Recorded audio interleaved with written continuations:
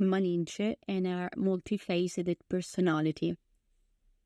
The central figure of my research is Malinche, also known as Doña Marina, a fundamental woman in the history of the Spanish conquest of the Americas in the 16th century. Malinche, or Malincin, was born in Painalá, a Nahuatl-speaking city near Copanalá in the Chiapas region. According to historical sources, she was probably born between 1501 and 1505. And from a very young age, Malinche showed exceptional linguistic abilities.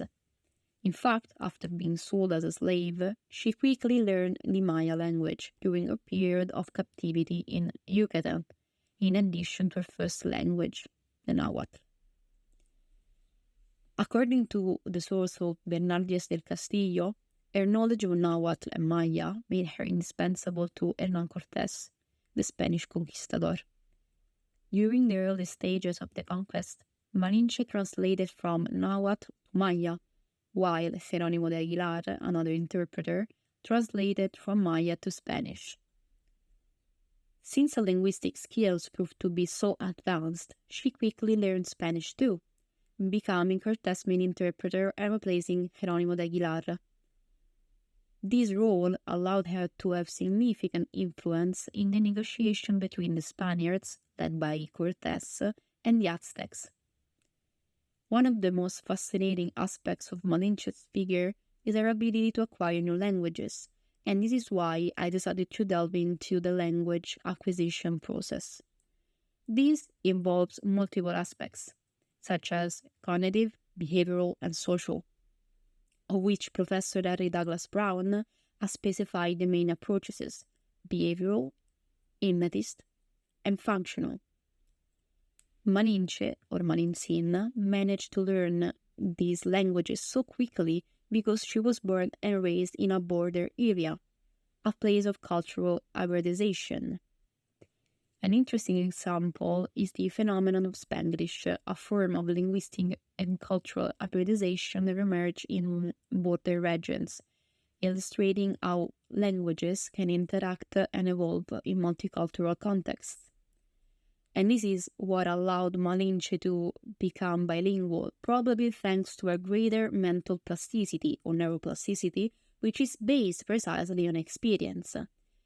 Furthermore, in this specific case, I decided to talk about the distinction between bilingual and polyglot, analyzing their advantages and disadvantages in the world of interpretation. Finally, the document highlights the differences between the bilingual and monolingual brain, analyzing the cognitive benefits derived from learning multiple languages. These benefits include improvements in executive functions and greater resilience against neurodegenerative diseases. Moving on to the deontological part, the Code of Ethics for translators and interpreters sets high standards to ensure responsible professional practice and respect for the following fundamental principles: impartiality and neutrality, accuracy and competence, respect for the client, respect for the cultures, integrity and dignity, confidentiality and privacy, and secrecy. This code is fundamental not only to maintain the integrity of the profession, but also to protect human rights and the confidentiality of information. For example, the Code of Mexican College of Translators and Interpreters, analyzed in this thesis, promotes the moral and professional integrity of its members, emphasizing the importance of continuous training and professional solidarity.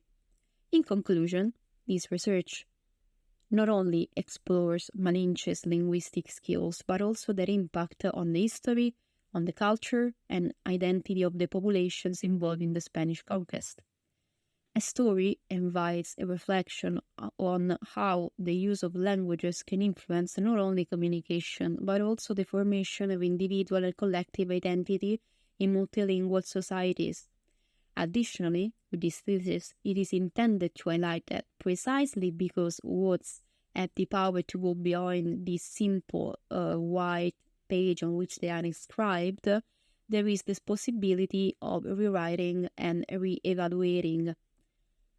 So Malinche is not only the first woman in history to be an interpreter and at the same time play a fundamental role.